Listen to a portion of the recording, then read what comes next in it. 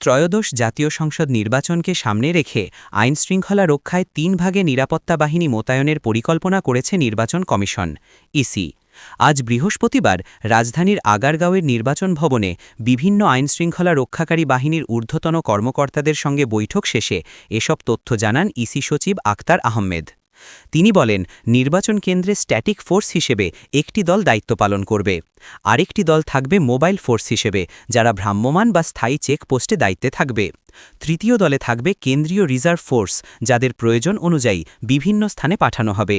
এসব নির্দেশনা সংশ্লিষ্ট বাহিনীগুলিকে দেওয়া হয়েছে।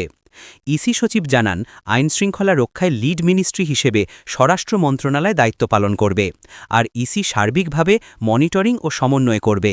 এজন্য কেন্দ্রীয়ভাবে একটি মনিটরিং সেল গঠন করা হবে। এছাড়া সেনাবাহিনীর কর্মকর্তাদের বিশেষ নির্বাহী ম্যাজিস্ট্রেটের ক্ষমতা ২০২৬ সালের ২৮ ফেব্রুয়ারি পর্যন্ত বাড়ানো হয়েছে। ক্যাপ্টেন ও তদূর্ধ্ব পদমর্যাদার কর্মকর্তারা এই ক্ষমতা প্রয়োগ করতে পারবেন। ১২ই নভেম্বর জনপ্রশাসন মন্ত্রণালয়ের প্রজ্ঞাপনে এই সিদ্ধান্ত জানায় অন্তর্বর্তী সরকার।